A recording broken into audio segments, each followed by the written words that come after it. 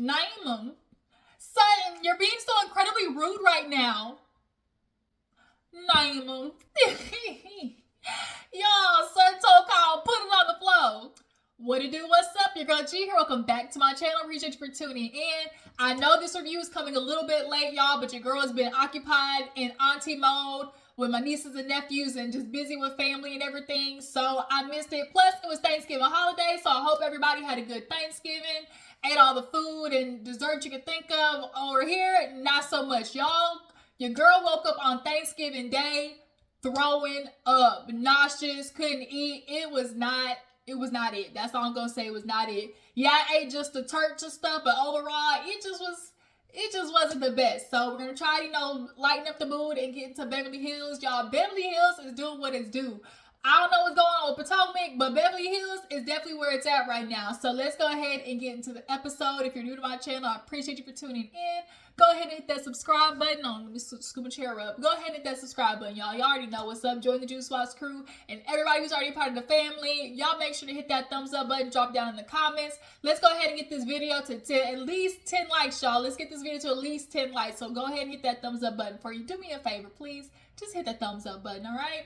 So let's go ahead and get into it. So y'all know where we started. Name them. Name them. Sutton definitely was being passive aggressive. She definitely was being, facetious, pessimistic, all of those things when Kyle was like, girl, you acting out. Like, are you okay?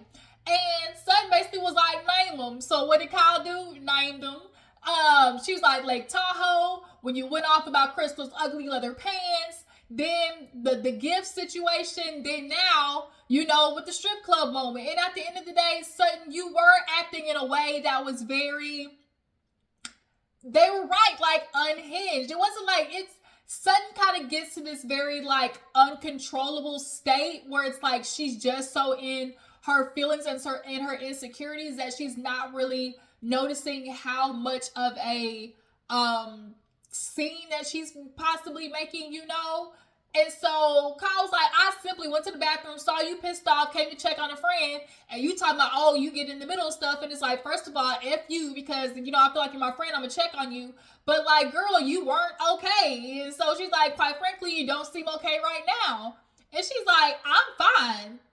But the question is, because she was like, what's going on, Sutton? Like, what is it? She's like, ain't nothing going on. And so Kyle's like, Sutton's like, yeah, ain't nothing going on with me. Like, but what's going on with you? What's going on with you, Kyle? And Kyle's like, nothing. Like, ain't nothing going on. But if you feel like it, bring it on. And so Sutton was like, there's nothing to bring on. Like, the fact that Kyle used the word specifically, bring it on, means she clearly is preparing this whole season for somebody to drop it. Like, she's waiting for somebody to pull out the, the wild card, the Joker, and throw it on the table of like, all right, Kyle, like, we seen it. Like, we've been seeing the signs, and we're not going to sit here and ignore it. So the fact that Kyle took it as the, like, bring it on moment is why Sutton is kind of like, girl, you want to talk about me, but you live in this, fortress high up there where can't nobody talk about you. But we keep seeing these allegations with Mo, being community peen. But it's something wrong with me. And so Kyle was like, you know what? Before this gets any worse, I'ma leave, okay? So she ends up leaving. We get to the next scene. Erica, y'all know Erica had to downsize. She ain't living in the mansion no more. She went from like 20,000 square feet to like 2. But nonetheless, she's with her mom. LA is such a scheme. For the amount of money that you pay for shit in LA, I live in Texas. Girl, get you some land, get you a house, turn it into a mansion, all types of stuff. But nonetheless, she has her mom. She talks about how her mom, have a quite a touchy relationship. It's like we get together 48 hours max, then, it's like, okay, bitch, I'll see you for the holidays, But nonetheless, the mom comes in and, she shows her to the room. She's like, you can sleep in the bed with me, or, we can pull out and I can sleep on the couch, whatever. But she basically talks about how her mom, we know from when we originally met Erica, how she said her and her mom kind of had like a weird relationship. She had her young. So she's like, me and my mom, we were friends. We was going clubbing together, which is Out of line. Ain't no way you should be clubbing with your daughter. Point blank, period. But yeah, the mom comes over, simple stuff. She just basically talks about the relationship and how she, has shown up for her after the whole Tom situation. It is obviously hard for Erica to go through all these things in life. They did end up sitting down discussing how, she is trying to move on from everything.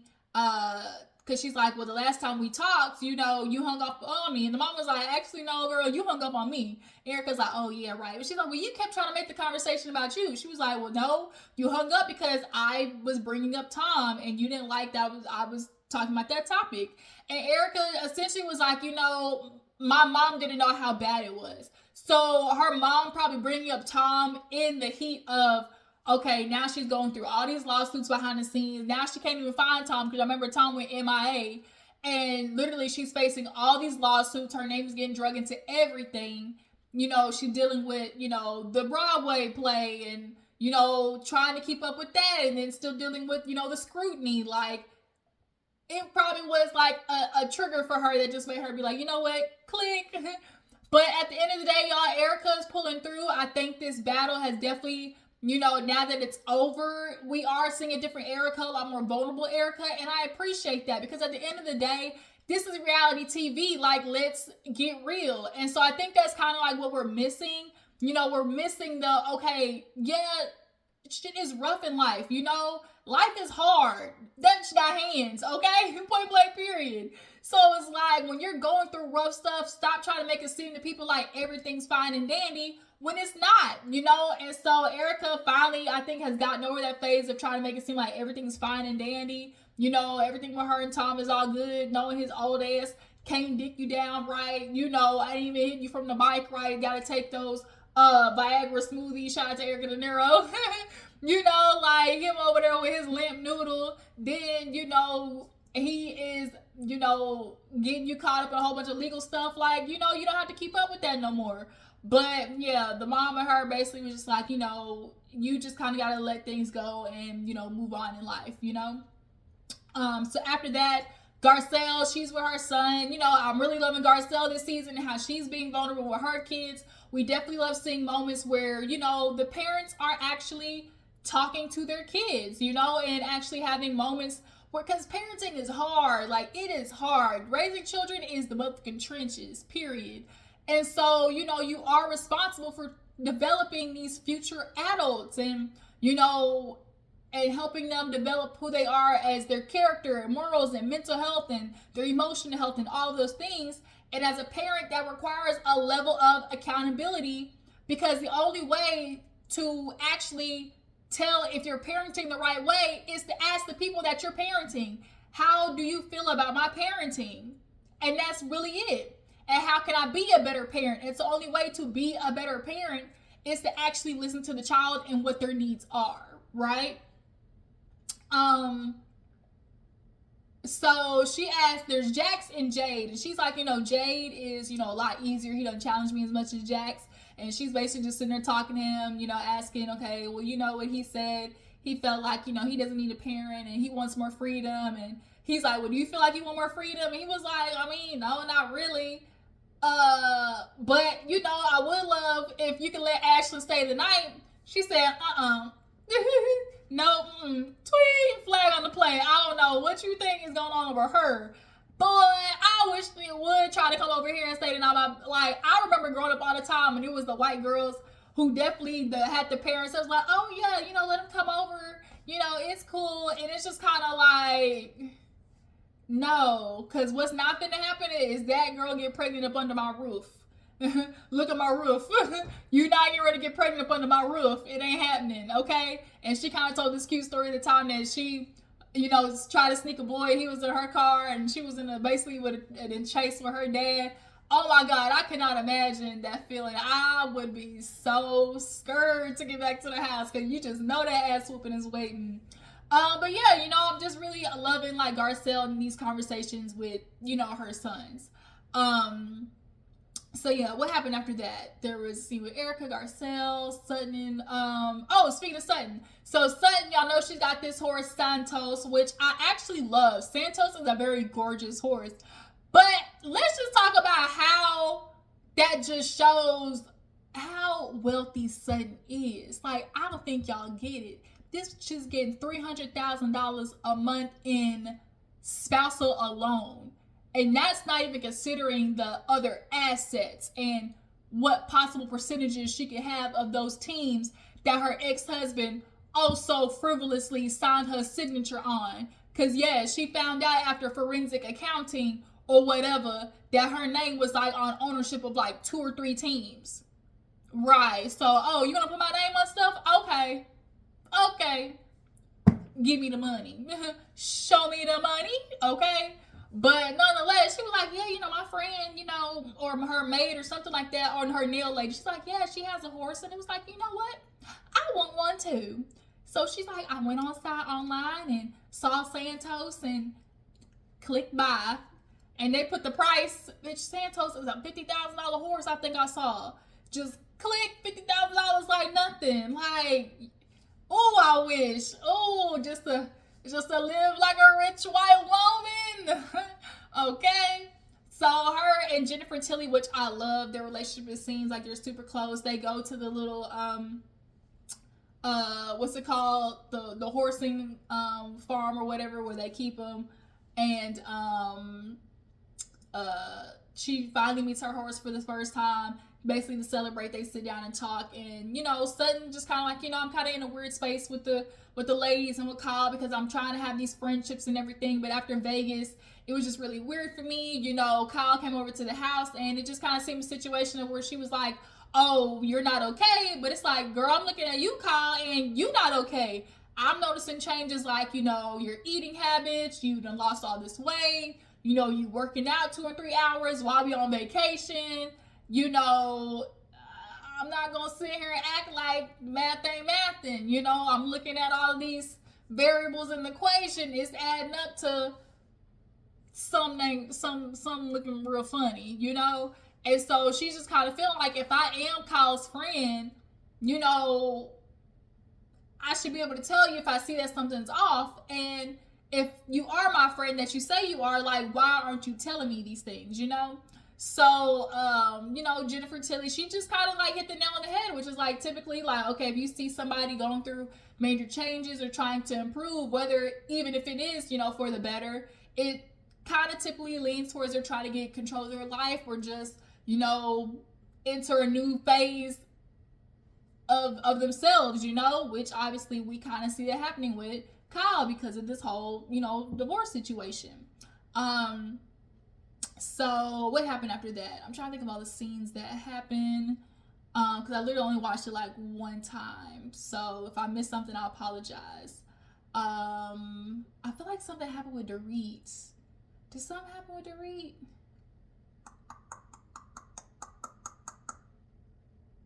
Did something happen with Dorit? So Kyle, oh, that's what it was. I'm like, there's another scene before the party. Crystal. Now, Crystal, I got a bone to pick with you. So, Crystal's sitting at the table with her husband Rob. I think it's Rob. Jeff. I think it's Jeff. No, Jeff.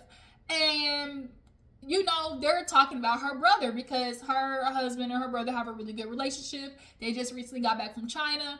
And, it'll be the first time that her brother sees his ex-fiancée.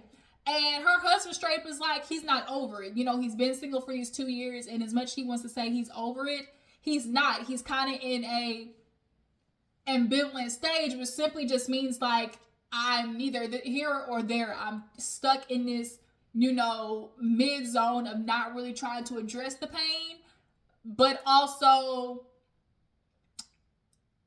not trying to move forward either, And so he's like, he's not really okay. And Crystal's like, I know he's mad. I know he's upset.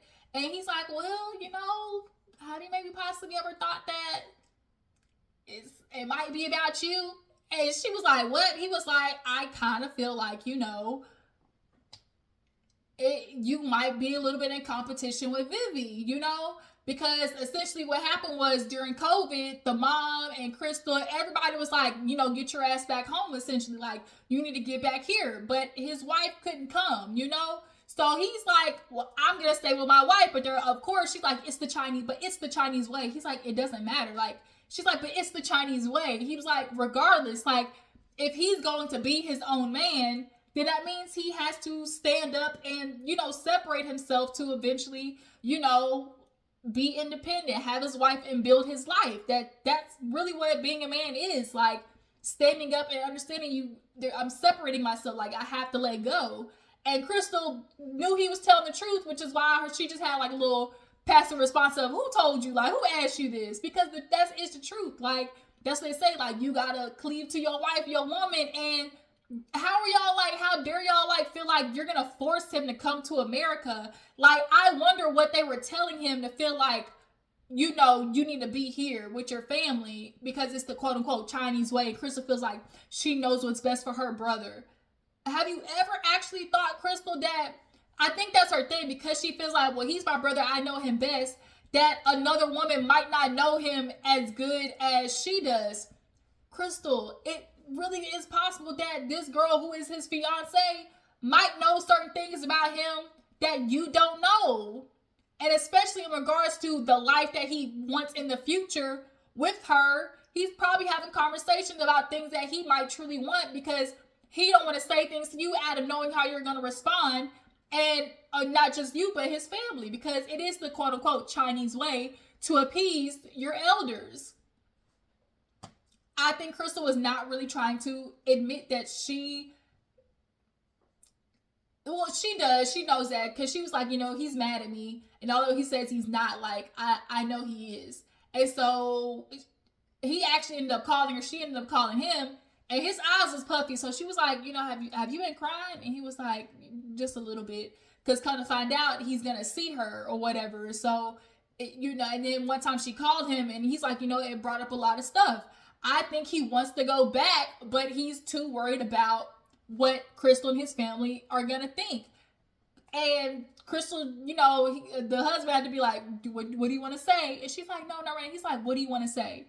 And she just finally was like, I want to be here to support you. So whatever you feel like, just know, like, I'm okay with it.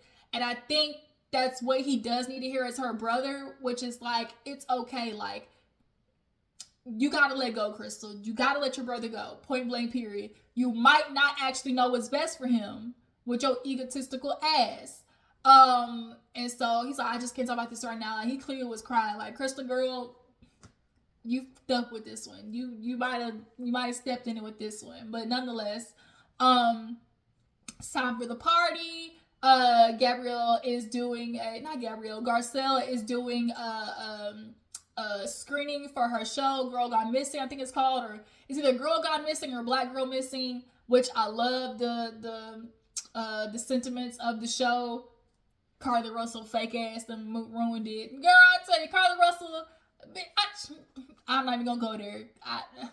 I really could just karate choke, just right in the neck, karate chop, just right in the neck, Carly Russell, like, girl. But nonetheless, we're not gonna go back to that madness. Kyle and Dorit were on the phone, and they were basically, Kyle just gave her a rundown of what happened with Sutton. And she was like, I really am trying to tell Sutton, like, she's not okay. And she hit me back with the, well, what's going on with you, Kyle? Like, are you okay? And Kyle's like, I know what she's talking about. She wants to talk about the rumors. And it's like, if that's what you want to do, then go ahead and do it, And Dorit was just kind of like, well, girl, I'm actually riding with her to the party, And so at the same time, Sutton is talking to Garcelle, and she's like, yeah, Kyle came over here for like 20 minutes and it wasn't good, And she was like, what do you mean? She's like, essentially, it's like, you want to come and talk to me about my life, but girl, like, I'm actually checking in on you to make sure you're okay. You're having all these changes. Clearly something is up, okay? As Sutton, her country ass. So Dorit, pulls up to Sutton's place, but y'all, Sutton's trying to get back in the groove, okay? Sutton, I think that's what it is. Sutton actually genuinely has some insecurities and self-confidence that she's clearly working on. And I think that was a huge part of what happened at Magic Mike. I think there's some stuff that happened in Sutton's past that's a very trigger for her, and like being around these ladies and stuff like that. You see, she's like, for my store, I'm realizing social media is the way. So I hired a photographer. And so she's got, y'all, Sutton like is stepping up her fashion look. She was getting pictures done and everything. And here Dorit with her old hypocritical ass want to talk about, girl, she's taking so long. Do you not remember the yoga retreat, Dorit? You remember that? Oh, okay. So they get in the car or whatever, and on the way there, Dorit want to talk about, because Sutton was like, yes, give me like 100 people there, and she's like, oh, really? She's like, what, I just need to know these things, because I have to mentally prepare myself. Point blank period, Dorit is a control freak. She has super anxiety. She's a control freak, and if this robbery, I don't want to say if the robbery was ill, but we just gonna play along because of the robbery. Maybe, just maybe, she wants to have the lay of the land, but that's not how life works, Dorit. But also, bitch, I feel like I see you, Dorit. I'm kind of calling bullshit on you too. But we'll get there. Cause she's talking to Sutton like, I just might hang around you, Sutton, because I just feel so uncomfortable. So she walks in with Garcelle, or like after, talks to him or whatever, after they enter, and Dorit goes, ah! And she's just like, kind of like, and Garcelle's like, are you okay? And she's like, and I'm like, bitch, how you scared in public? Like, I'm sitting here thinking, like, that doesn't even correlate with what you went through. Girl, you got robbed at home. Like, y'all see what I'm saying? Like, if you got robbed at home, explain to me how that correlates with in public. It'd be different if something happened, like you all got held up at gunpoint in public, but girl, you got robbed at home. So that means your PTSD should probably be more in tangent with being at home by yourself, or being alone with your kids, or not knowing what a house may look like, or being home, being in a house where there isn't, security outside. Dorit, I'm sorry. I'm calling bullshit. Like, I'm sorry. So, everybody's there. Girl, Larsa Pippen, her old raggedy ass showed up. I'm watching Miami. Even though I'm not reviewing it, Miami, y'all, Larsa is trash. She gonna sit there and reveal this girl's sickness, and she specifically asked you not to, you dirty heifer. But nonetheless, everybody's there. So Jax actually goes up to Erica to basically squash it, and was like, I'm just gonna go over there and talk to her. He has Crystal come behind. He's like, I just want to let you know that everything's okay. And she apologized and lets him know, I talked to your mom, but I appreciate it, and to tell you yourself, I'm glad that's happened.